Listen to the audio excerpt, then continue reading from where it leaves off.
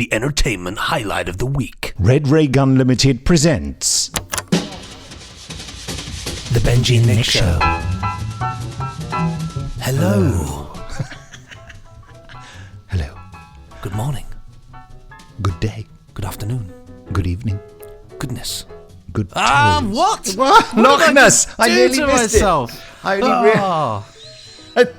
God, that was. You could have got me there because I was too busy saying good toes. I don't know where good toes. You got. That's terrible. What an own goal. Welcome to the Benji and Nick Show. That was the Loch Ness game. It isn't a game, and it's not really about Loch Ness. Certainly isn't. But if you're listening here, we talk about cult television, TV from the past, TV you might remember, TV you might want to forget, TV from days gone by. We love it. We talk about it. We review it. We give it our thoughts. And just riff on that, really. I'm not Nick. Oh, but I'm not Benji. And I'm not Need. So today we are doing a children's TV special, aren't we? Yeah. All the shows from the past that many listeners have written into us to tell us what they've been watching back in the olden days. The olden days. Sorry, I was yawning, so that sounded really weird. Olden days.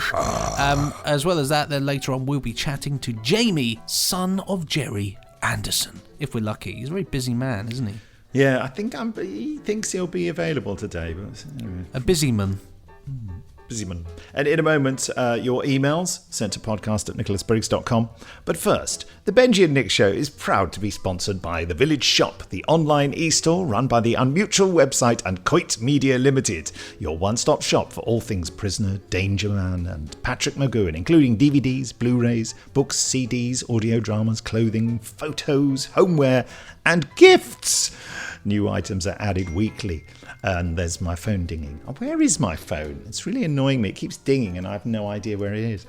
What was I talking about? New items are added weekly. Yes, I know. You said that, Nick. Benji and Nick Show listeners can enjoy a 10% discount on all purchases by using the code LOCHNESS10. That's Loch Ness, all one word, in capital letters, 10. No space before the 1.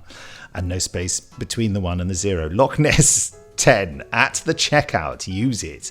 A further donation will also be made to Hope House Children's Hospice at no cost to you, so you'll be doing a good thing as well. The address is theprisonershop.co.uk. Another thing to mention is there's an additional code, Good Gravy. That's all capital letters, Good Gravy, no space between good and gravy, GOODGRAVY. And that will give you 40% off the book Playboy Spies and Private Eyes, inspired by ITC. The blurb for the book is on the shop website, actually. Rick Davey informs us that they're going to be adding used collectibles with one-off items, vintage stuff like movie posters, etc. soon. But anyway, so Loch Ness 10 code still available. But if you want 40% off the ITC book, you can use Good Gravy at the checkout. That's G-R-O-D with G-R-O-G-R-A-Y-R-Z-L. There we go. I just got my reading head on there. So what's on the prisoner shop at the moment? Well, I've plucked this one for this week because it sounds quite interesting. It is the Project The Prisoner, The Village Technical Manual. Now, this is really a fun little release because basically it's got loads of like schematics of like the village, and it's all the devices and the vehicles and the equipment and the floor plans of like the main village structures and stuff like that. It's really, really cool, and loads of illustrations, and it's basically your one-stop shop to knowing everything about the village. It's really, really cool. Wow. You know, quite sort of interesting, and scientific procedures and underground tunnels and details on the structures and the personnel. It's crazy detailed. You can grab that one on there. And this is the one that you would be buying on there is the 15th anniversary edition. So absolutely get on that. That's my pick of the week. Oh, gorgeous. Gorgeous. Gorgeous, gorgeous. Shall I read the first email? I think you should. The first email. This is from Kenneth Mann. The subject line is Intellects Vast, Uncool, Yet Strangely Sympathetic. It was sent on the 2nd of March in the year 1458.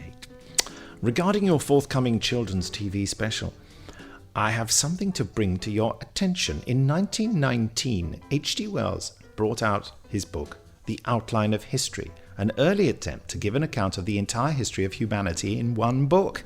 This originally ended with World War I, but subsequent editions followed up with contemporary events added.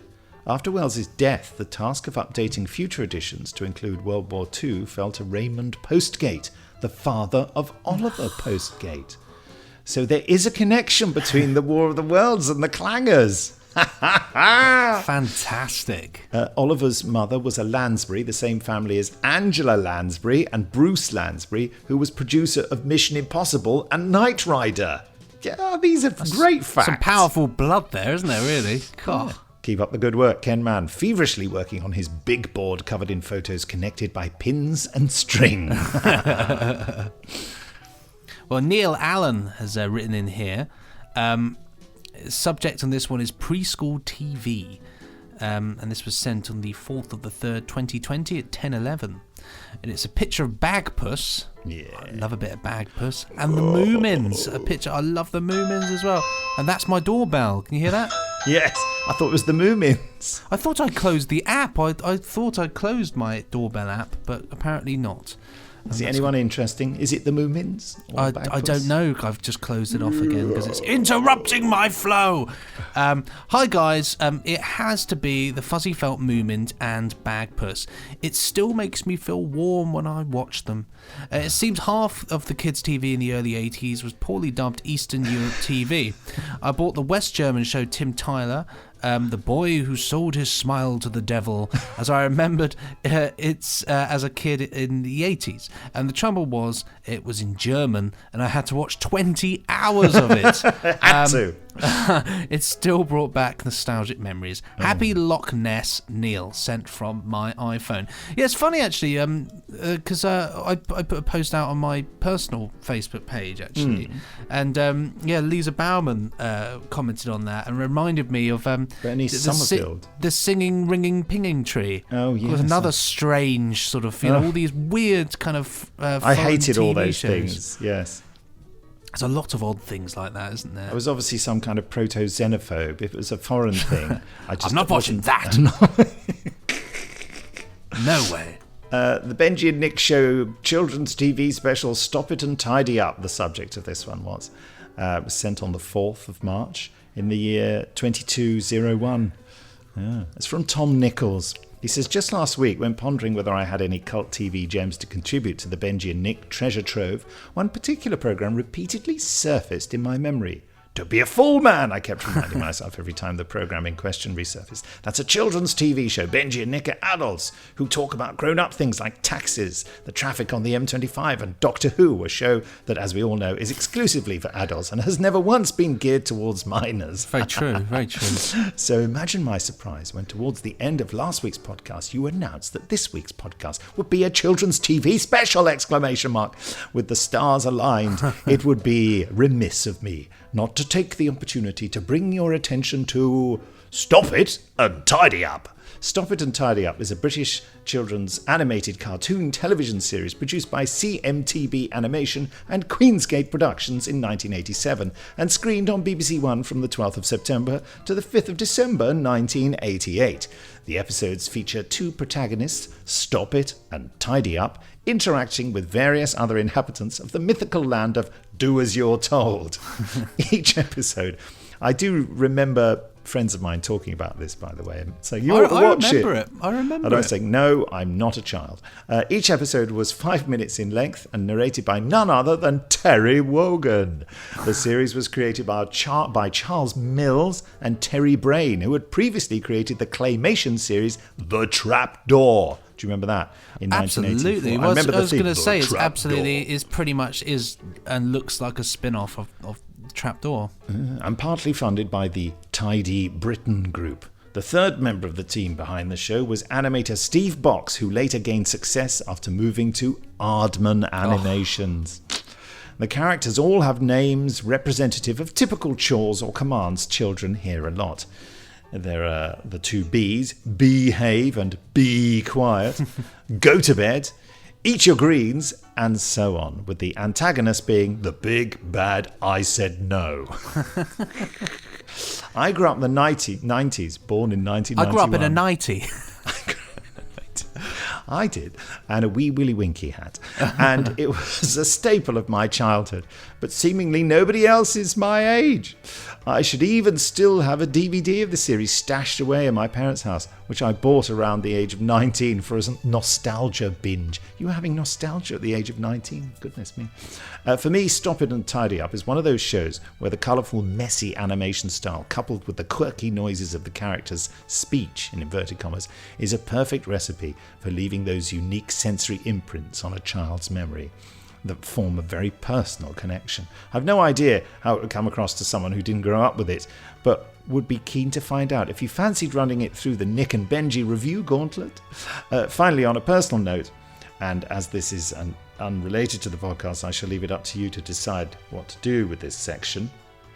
In 2015, I was lucky enough to realise a childhood dream and play a Dalek in Series 9, Episode 12, The Witch's Familiar, as I provided some of the Daleks for the episode, including the special weapons Dalek that almost didn't appear. A story for another time. Well, yeah, I know. I was in the scene with, spoilers, the Doctor entering the Dalek Supreme's chamber whilst in Davros's chair. Great scene, that. I managed about 3 seconds of screen time right at the back of the room, and imagine it will remain my greatest achievement indefinitely. I just wanted to say to Nick, it was an honour to be pressing the button for some dome lights in time with your voice, and thank you very much indeed for giving Thumper, our special weapons Dalek, a voice of his own. Kind regards, Tom Nichols. Oh, brilliant, Tom. Oh, wow. We That's must have awesome. met then. Yeah, and the thing is, I did do a special voice for the special weapons Dalek, but they used one of the other lines for when it was in the scene, so it didn't get the big voice I gave it, unfortunately. Because as well, it was always the special weapons Dalek was always meant to be a bit of a character, wasn't it? All It was right, meant to bit be of a like, geezer. well, it was meant to be like a slightly sort of different Dalek, so it should have had like a bit more. Like, Well, it so did, but when they do the editing, they have other things in mind, and the Dalek voice seems to be very low on their priority for sort of getting specifically right. He said controversially, but it's not all about me, Nick. I'm reminding myself. Little do we know that Nick's actually, if he was given full control, we have this excerpt of Nick going, yeah, and that one's got a Swiss accent, and this one over here, he's got this funny thing where he goes, whoop, at the end of every sentence. Everyone's what falling do you think? asleep while I'm saying it. Oh, that's a fab thing there. Yeah, what a throwback. Stop It and Tidy Up. What a throwback. Yeah. I mean, perhaps I should just type it in and have a quick look at it and give my reaction to it. I remember it. So I remember it. I remember the dude in the tie. It and tidy up. Stop It and Tidy Up, episode 1. Okay. There we go. It's got the same sort of animation look as things like, remember, was it the Poddington Peas and shows like that in the 80s? Yeah. Lots of weird sound effects. Comb your hair, wash your face, and hurry up. Go and play. Yeah. It's very much a sort of show that you see and you think, whoever's making this is definitely on some form of drugs. Yeah. Well, yes, I'm sure it's very affecting for people who have nostalgia for it. Balmy now, telly. Let us talk about children's TV in general. First thing I'd like you to refer to, Benji, is the artwork that Colin Smith has done for this episode, which features on a magazine-style cover with the big house from Play School, and Windy Miller behind it, and Mr. Ben, and Noggin the Nog, and The Magic Roundabout as well in there. Yeah, Magic Roundabout. Jamie with his torch, Mary, Mungo and Midge, various Policeman Campbell Plod. Green characters. Policeman, there's yes, Paddington. Clangers. There's a clanger, yes. Dougal, as you said, from the... and there's Parsley, the very friendly lion. And Womble. Womble. Ivor the Engine at the top as well, and Bill and Ben in the corner. I think this actually is going to be my favourite bit of artwork he's ever done, actually, because it just looks so lovely. It's so, and everybody, they all look like they genuinely are all together, which is really nice. Like they're all like waving and having a good time. Basically, a party that I would like to go to. Be quite scary, wouldn't it, though? Captain Pugwash, and away we go. I'd be in the corner just drinking cider with Windy Miller, I think. Passing out. Yes, his right arm is down behind the Play Schoolhouse, and that's where he's holding the cider, isn't he? He's waving with one hand. Hello, children. Have a swig of that. So should we have a look on the my official Facebook page? Because there are a lot of comments there. I think we should, yeah. I mean, what leaps to mind for you, by the way, as sort of favourite, kiddies TV preschool type programme that you remember that had a huge impact on you? I can distinctly remember being at nursery as a kid and watching Mr. Ben, actually. And we had it because when I grew up in the 90s, a lot of what we had was on video. So people were buying shows that they remember, for children to watch. So I grew up with a lot of kind of Mr. Ben, Ivor the Engine, and various things like that. The show that probably had the biggest effect on me growing up as a kid, in terms of the preschool thing, was probably Thomas the Tank Engine. I loved it. I could not get enough of it. I had, and it actually really got me into music because I can still remember all the themes for every train. As a kid, I used to play with the toys, but I used to be always doing the theme tune for every little train, all their little things, and so. Could you give us a few of those theme tunes now? Yeah, sure. Yeah, we can go for. I think it's Gordon is. No, that's Edward. And then you've got Duck, which is. So I remember it all comes to mind straight away. It sounded, to start with, Edward's one sounded a bit like the Exelon City.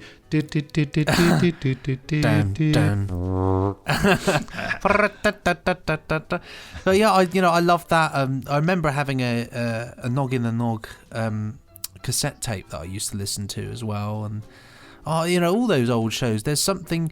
And of course, later on, because I grew up with Sky from a very, very early age, and they started the television service. Yeah, the television service. I've had Sky for as long as I can remember. They used to then have a TV channel that used to just play all the old ones. So very much growing up, I've got a younger sister as well, and so we would just be watching all of the shows from the 70s and the 80s, really. And so my childhood is this sort of weird mixture of all generations. It's very odd. It's fascinating. How about yourself, Nick?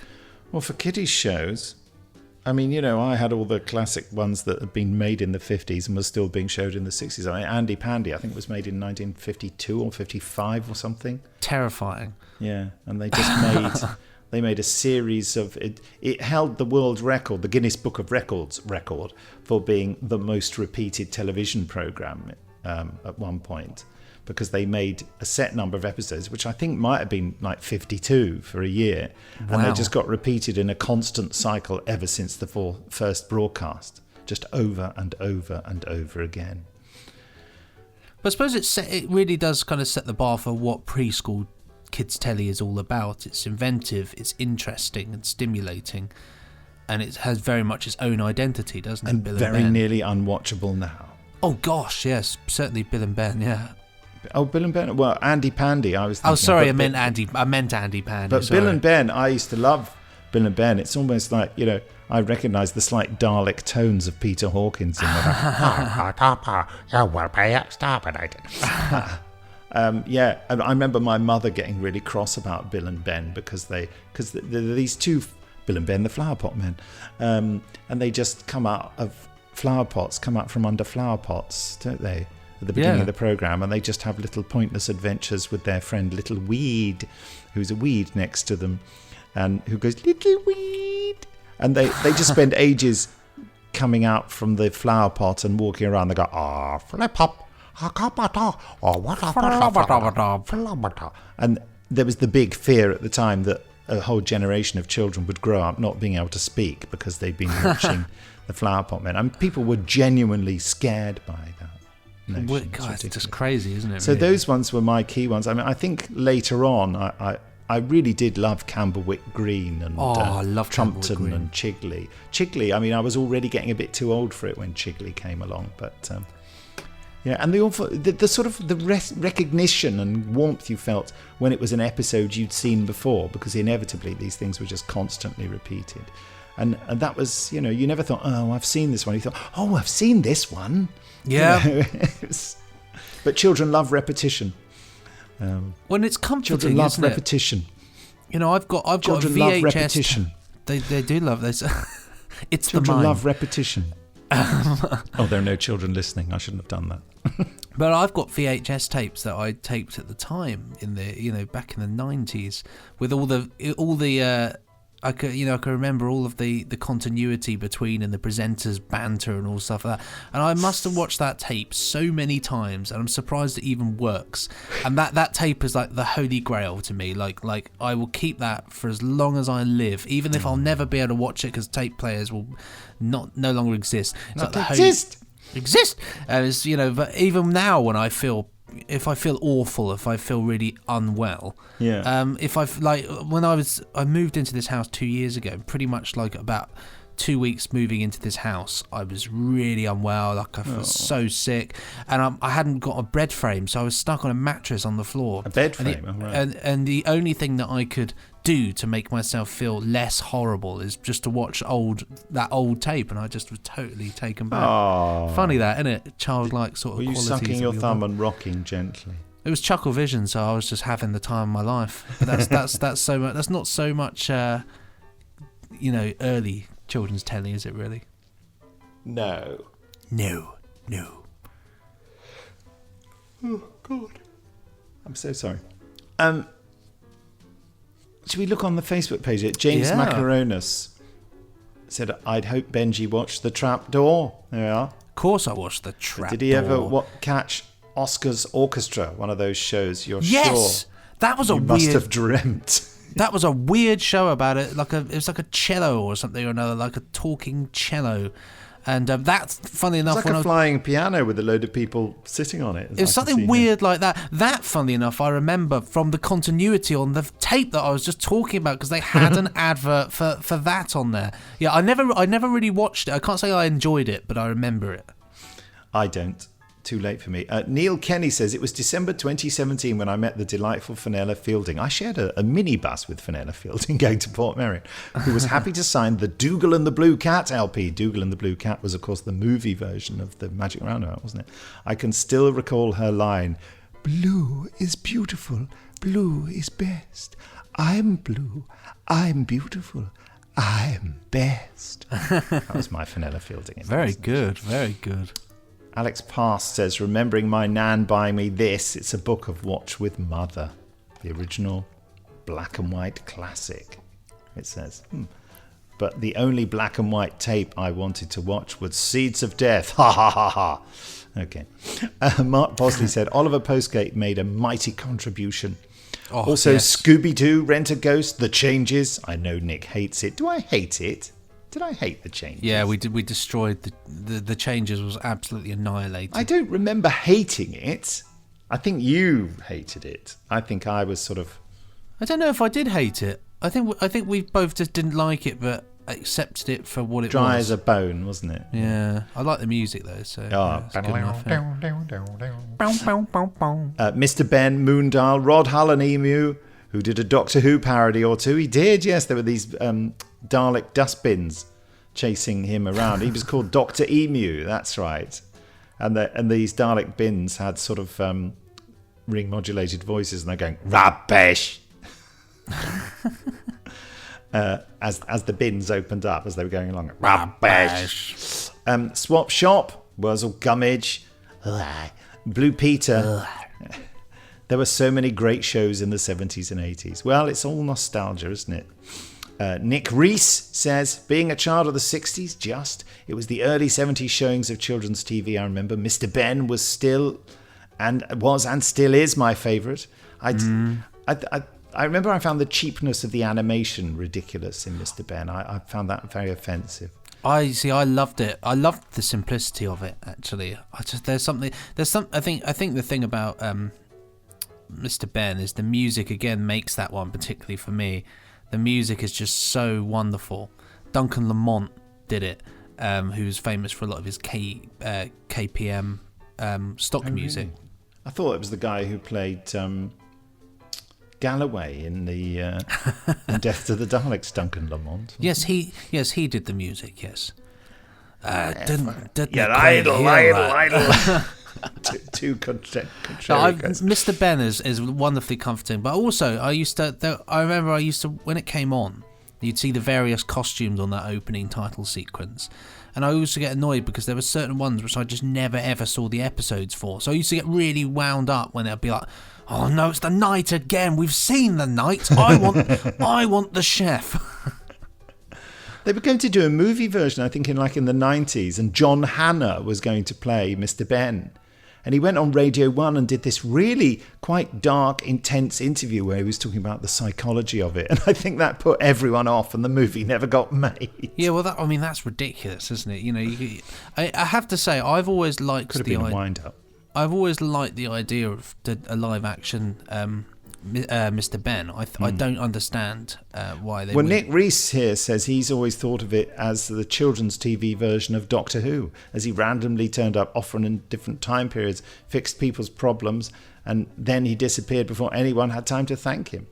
As far as recollections, going on to other things, I'm sure I am not alone in being somewhat traumatised by the puppet series Rupert because of the horrible spiky thing Raggedy. Do you remember Rupert? I certainly don't remember the puppet series of it. Oh, that was horrible. He's absolutely right. And I used to watch it because the rule in those days was, of course, that you had to watch all television that you were put in front of. You had no choice. I think it was an Act of Parliament.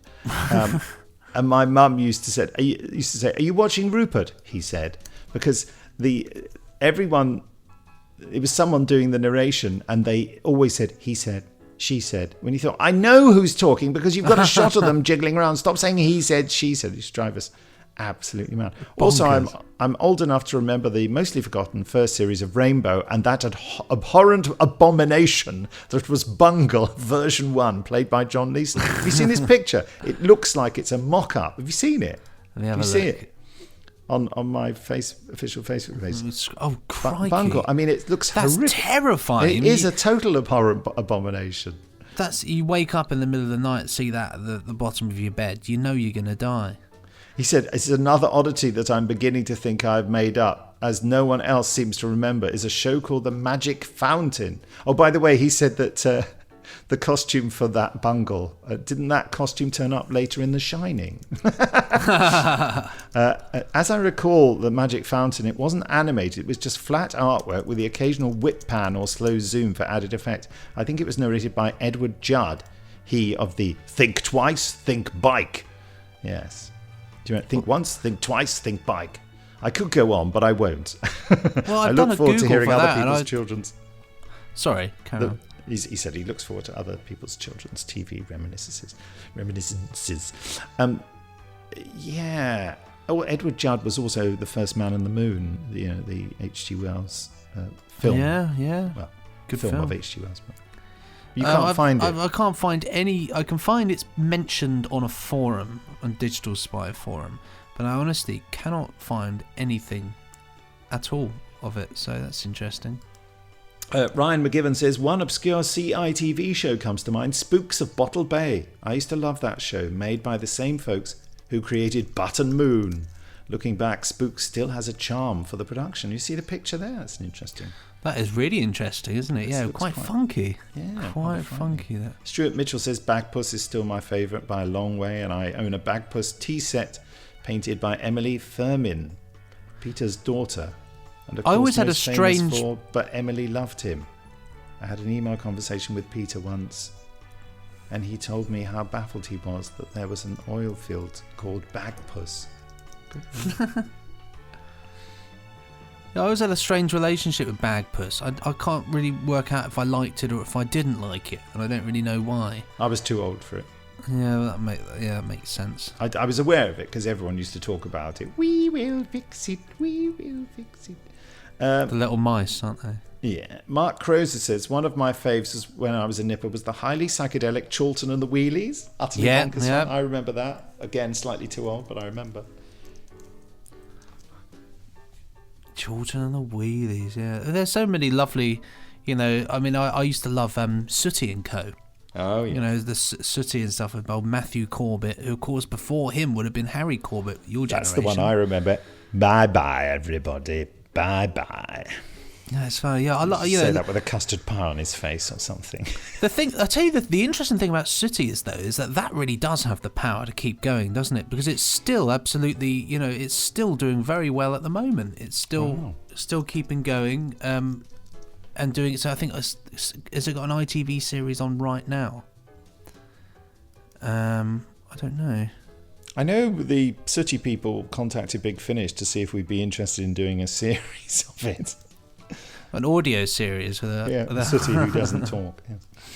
I mean, I tell you, the one thing that I would say certainly about that is the guy who's in charge of kind of Richard, I think, he took Sooty off the hands of Matthew Corbett because he just loved Sooty. I think he just passion. loved it. Richard Cadell, he just loved it, and I think that's really lovely that actually somebody took it on because they wanted to keep that going, and I think that's I've got nothing but respect for that, because we all love a bit of nostalgia, don't we? Really? Oh gosh, yeah. Yeah, I've just looked now. 70 years of Sooty, 70th anniversary. Is that amazing? Wow. Gosh, Sooty's even older than my brother. Old. He's an old man. Laura Valensky says, mine are all US based, so I doubt you've seen them. Captain Kangaroo. No, it means nothing to me. Mr. Rogers. Nope. No. Sesame Street, we've all heard of that. I love a bit of Sesame Street, yeah. Muppets, of course. Electric Company. Plus Jacques Cousteau. I didn't think that was a kids series. I remember the Groovy Ghoulies. That was an American one.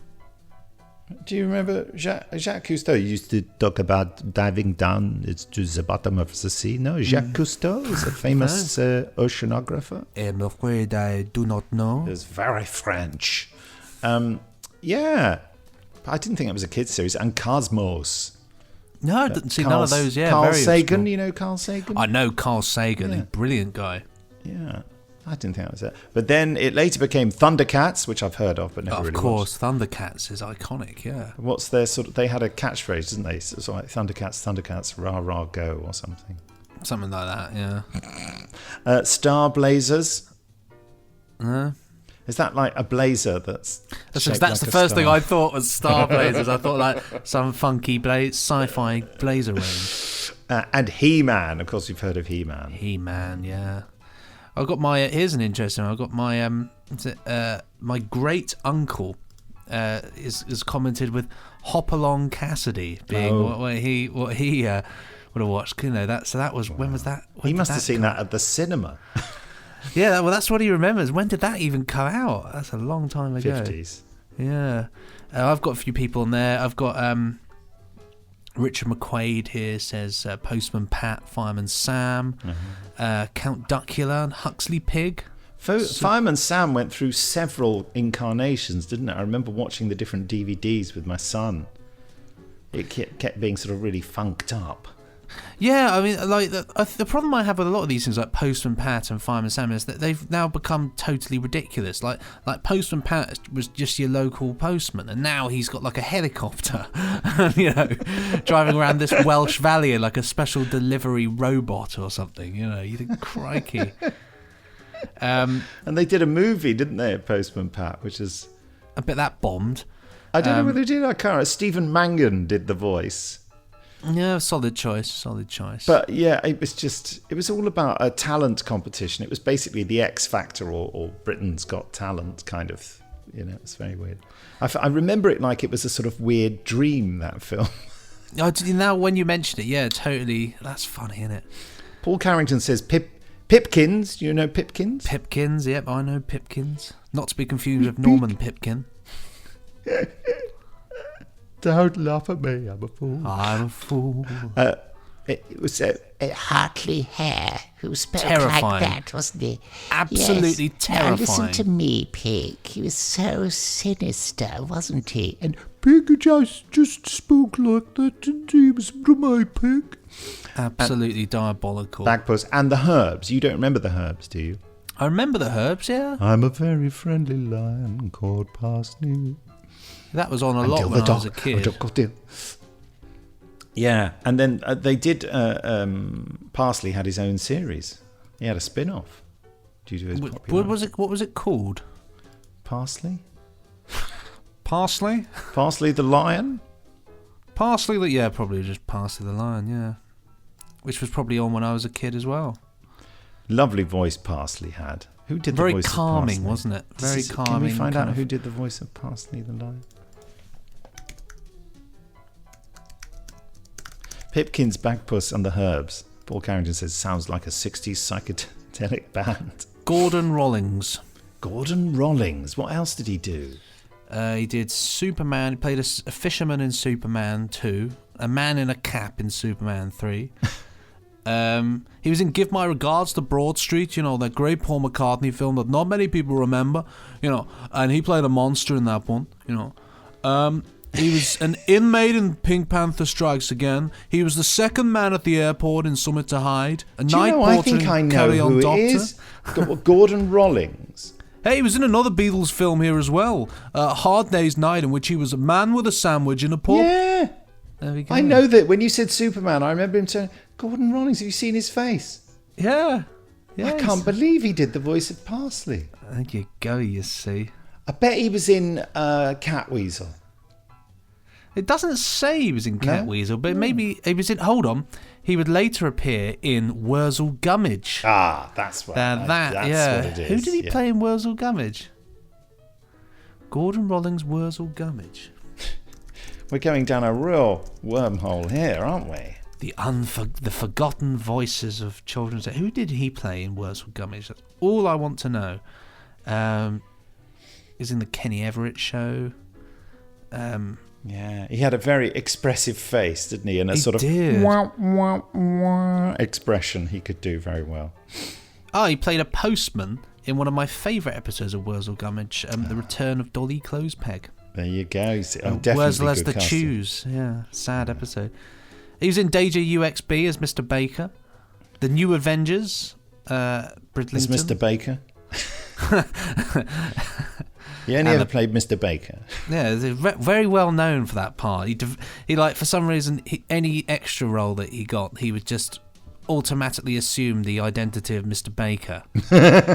Yes, he became a postman. Then after that, he was eating a sandwich in Liverpool just when Paul McCartney walked in, and he had an extended 42 episodes of Coronation Street. When? He played a reoccurring character in 1964 Mr. and Baker? 65 called Charlie Moffat. Oh. And then His real name was then- Mr. Baker. It was Mr. Baker, yeah. He played Mr. Baker. Was he a baker? I don't know. He worked in the baker's shop. I assume it must maybe somewhere in his life a family member would have been a baker. Yes. Grasping at straws. He was in the there. Plane Makers. What's the Plane Makers? It's a very, very old 1960s TV show. We've talked about the Plane Makers before. Have we? Yeah. Oh, I can't remember. But it's guess what it's about. Guess what it's Is it about people who make planes? It's about people who make planes, yeah. The struggles between trade unions and management of the shop floor of a fictional aircraft factory. Oh. And you he was go. Mr. Baker. He was Mr. Baker in that, yeah. Jack Watling was in that. Oh no, he was Mr. Baker that time, wasn't he? He played Don Henderson. Don Henderson. Don Isn't that Henderson. the name of an actor? Don It is the Henderson. name of an actor, isn't it? No, let's not go down that way. Don Henderson. Martin Robinson says the first audio he ever bought as a young'un was the Dougal and the Blue Cat Oh, that's sweet. thingy. Dougal and the Blue Cat. Connor Robert Bell says the most underrated cult kids classic. Right here, Gran was my world. Even today, I whistle the theme tune. I wonder what the theme tune of Gran is. Can't remember. Cannot remember. I did read that Supergran, the actress who played Supergran, is still alive and in her 90s. definitely an actual super gran. Wow. Theme tune of Gran. Here we are. Brian Daly wrote the lyrics. That wasn't. It was Brian Wheatley. Here we go. Chicken. Hello. Hello, Gran. How are you? How do you feel today? Blimey. Patricia Hayes narrated Gran. Good Lord. Do you know what Patricia Hayes did? I don't. You'll recognise her. Have a look at her face. There she is. Oh, Stones of Blood. What? She was in the Stones of Blood. No, she wasn't. Played that woman. No, she wasn't. Oh, she was in Catweasel. I know that. Yeah, she wasn't in Stones of Blood. No, I that just was watched Stones of Blood the other day, actually. So There's I another absolutely know that. haggard woman there. Yeah. She was in Catweasel. Probably the same wasn't age she? as I am. She was in Catweasel. This not the woman in Stones of Blood. Patricia Hayes was in Catweasel, wasn't she? Was she? I think so. Let me have a look. Yes, she was Mrs. Skinner in The Wisdom of Solomon. Oh. The episode The Wisdom of Solomon. She's in The Goodies as well. Oh, she died in 1998. She was a very good actor. She featured in many radio and television comedy shows. Hancock's Half Hour. Hancock's Half Hour. Never Ending Story she was in. And A Fish Called Wanda. Goodies. She's also in Willow. Willow. The Good Old Days she featured in as well. Fragment of Fear. That's always on Talking Pictures, that one, isn't it? Is it? That was that one. I think I was talking about this ages ago on the Benji and Nick show. It was that one where it was like set. I think it's abroad or something, and it's got a really funky soundtrack, and that's all I remember of it. It has, and I've just gone onto its Wikipedia here, and it says the wild British jazz score was composed by Johnny Harris. So there we go. It's known for its soundtrack. Clearly, it's not just me thinking, oh, it's got a good soundtrack. No, you see, of course, you've got a nose, or in fact, an ear for these things. I listen through my nose and I smell through my ears.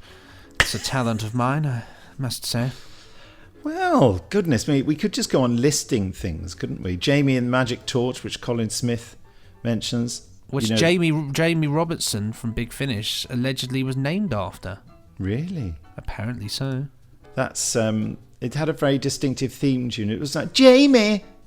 Unfortunately, I have to sit through an advert for Grammarly before I can watch it. Hold on, here we go. There we go. What's happening? Who am I? It's very sinister, the beginning. Sounds a bit like Poirot at the start.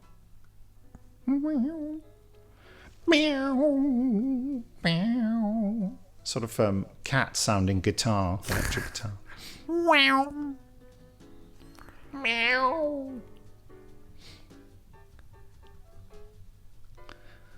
Here we go. Oh, he's got a dog with a magic torch.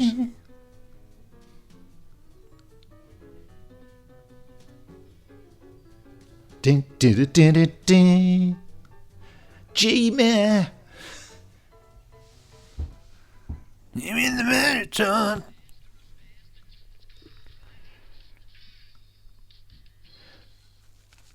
Now Wordsworth's his dog.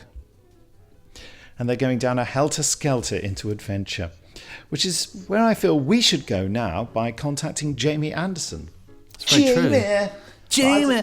But my phone, which has been dinging throughout this podcast, it's behind my computer. All I had to do. It's behind you! So let's see what... Yes, my phone's been on the floor on top of a post-pack parcel. Right. Jamie! What's in the parcel? It was a book from Joe Smith. Oh, what's he sent you? It was. I'll show you it. Actually, it's really. It's in the other room. It's a book, basically. Oh, it's here. It's the Star Trek. It's very appropriate, actually. It's the art of Juan Ortiz, and it's really funky artwork for all the Star Trek episodes, like sort of funky movie posters. For every old school original series Star Trek thing. It's really, really gorgeous. So it was from Christmas, yeah. actually. So he sent me this for Christmas. And That's really rather good. I sent him in return. I hadn't even opened this. That funny. Star Trek logo is from the old Star Trek annuals, by the way. Well, there we go. You see, it's got that level of funky. That's a very niche thing. It's not the official Star Trek logo. I wonder if it's an unofficial book. No, it's got the official logo there. Oh, right. Okay. It's a Titan book. Oh, it's be licensed, yeah. Wow, yeah, so brilliant. it is, yeah. I sent him in return a build your own enterprise kit. Build your own. I'm not building it for you. Build your own do enterprise. it yourself, which I want to see the result. And we were saying you could fit LED lights in it to make it look like it was moving around. Joe Smith. We don't hear enough from Joe Smith. He should write to the podcast, shouldn't he? He should. I talk to him pretty much every day, so I certainly hear enough of him. Right, a former employee of Big Finish, I hasten to add. Yes. So let's see. Jamie Anderson. I can't believe I have the audacity to pretend to sing. If he's not going to be there, it's going to be, 3 podcasts in a row where he's not been available. Hey, you're outside. Goodness. I am outside. On the farm. Arr. On the farm. I'm not a pirate. Oh, I thought you were. Yeah. What are your favourite kids' TV programmes? Kiddies' TV. Current or in the past? No, yours from your past. Yeah. I was trying to think about this the other day. There was a show on in the 90s called Round the Twist. Oh, have you ever Australian. felt like this? Strange things happen. Are you living round the I can't remember twist? much about it other than the theme tune, the theme song, which was great. Which is what Benji has just been singing. Something about strange things happen. Are you We're living going round the twist? Yeah, there you go. It was great. Really terrifying, though. Yeah. Captain Planet. What's Captain Planet? It's a weird superhero who gives some rings to 5 children, and when their powers combine, they kind of make him appear. And then what does he do? Saves the planet from evildoers. He takes pollution down to 0. Well, that's and then what? That's it. What do you do for an encore after you've done that? Put it back up He does again. it again the next week. But all the kids had really good powers except for one. So it was like earth, water, wind, fire, heart.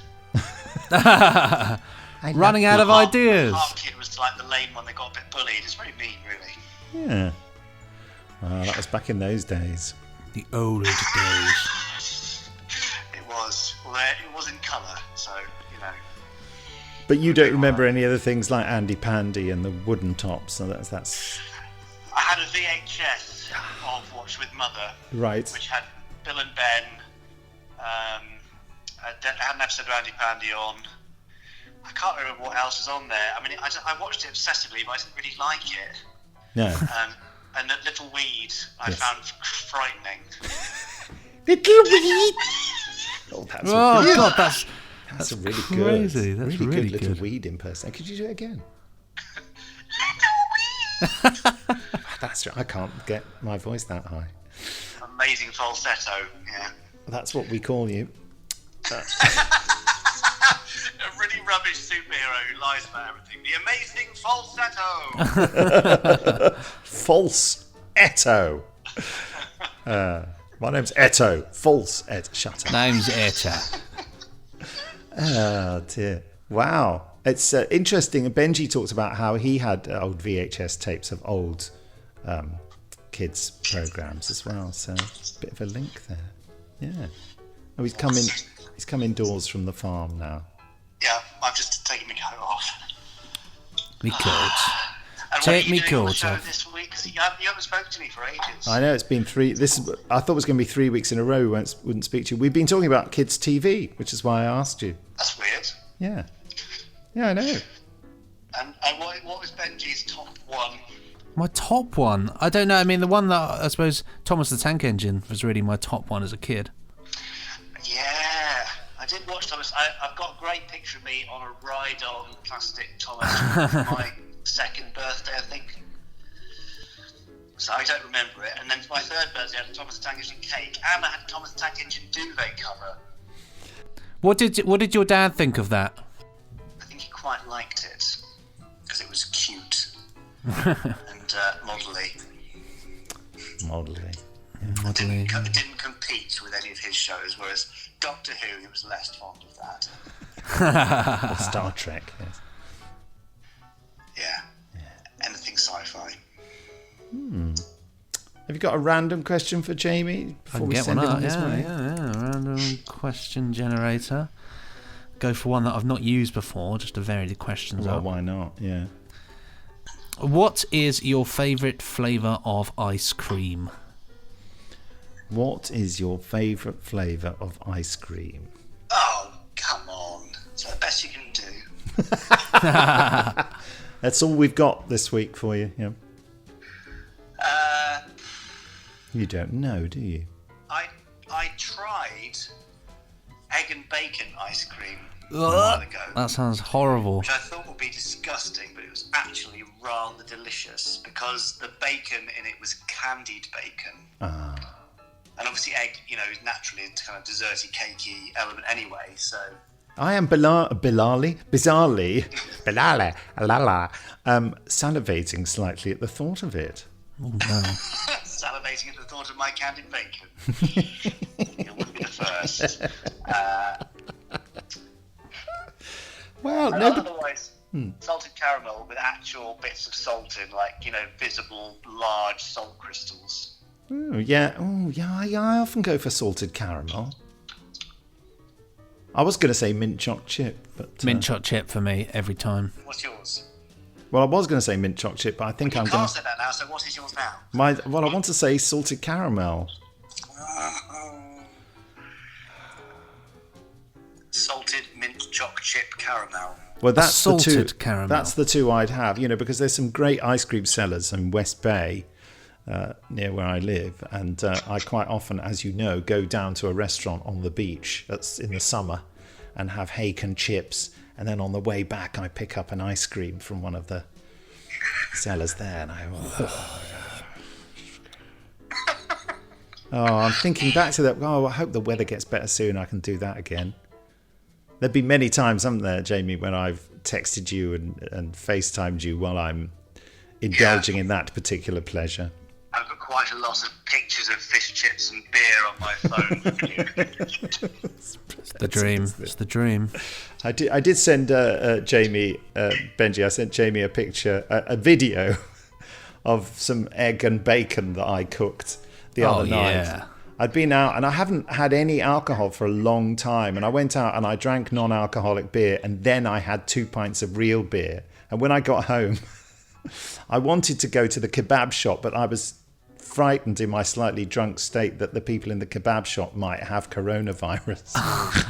People, God, you judgmental so-and-so. No, I'm just thinking they touch the food with their bare hands. Yeah, no, it's don't very they? true. It's very true. Didn't stop me having fish and chips last night, though. No, yeah, they do. They always prod the pita bread with their hands on the grill thing. Yeah. I'm not saying that people in kebab shops are any more likely. I'm just mean anyone who's touching anything with their hand. Anyway, so I thought, I'll go home and so I went to the Sainsbury's local, which was still open, and bought some egg and bacon and tomatoes, and sort of a very late hour, and a beer as well, another beer. Living the dream. A bottle of Doom Bar, and I cooked the eggs and bacon and tomato, and then videoed it, and sent the video to Jamie and I only videoed it because the video doesn't really move, does it? It's just shaking in my hand with me saying, "Late night fry up and beer."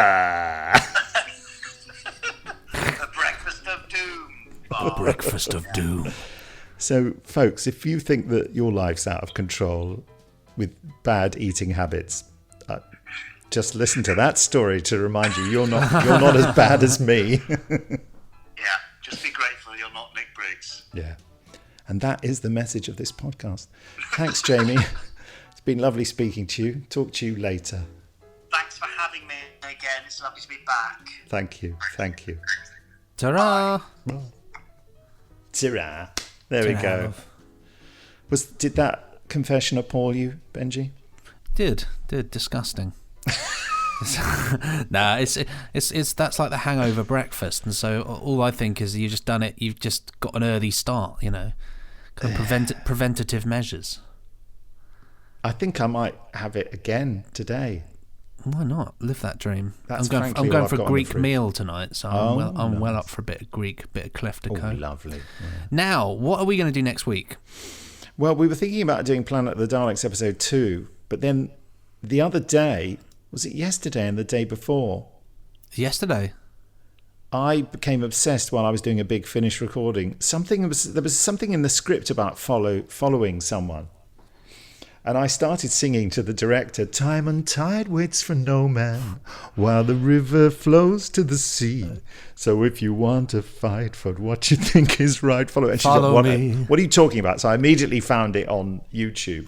There's a 1977 HTV kids series called Follow Me, which had 2 of the stars of Children of the Stones in. It was on the back of their success. It was the girl and the younger boy. Interesting. And it's this sort of thriller series starring Ronald Fraser and Ewan Solon and, just great cast. And we thought we'd perhaps like to watch that again, wouldn't we? Yeah, definitely. I mean, you just have to do it, don't you, really? So, and then that 70s vibes in there. And I sent a link of it to you because of our obsession with theme tunes. And you immediately, within half an hour, produced your own version of it, which I played to Helen. And she said that had made her day. You got to do it. It's because it was bugging me in the back of my mind. All I wanted to do was work out what the chords were, and it was really starting to irritate me.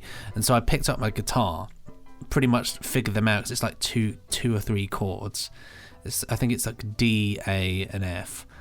No, it's not. It's D, C, F, and then occasionally a G. I hope someone's writing this down. Yeah, it's and then just recorded it within half an hour. Had great fun. I thought it all turned out like surprisingly well, actually, especially the synth lead, like just a bit of mini moog. Yeah, we could probably play it. Should we save it for next week?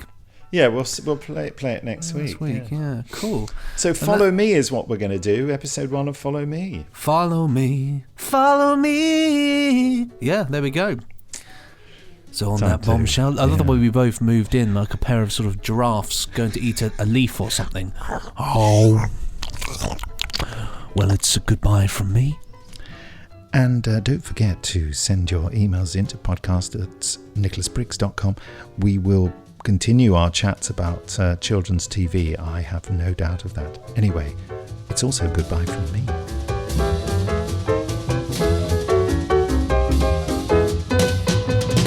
Pressing stop now. Ka-chung.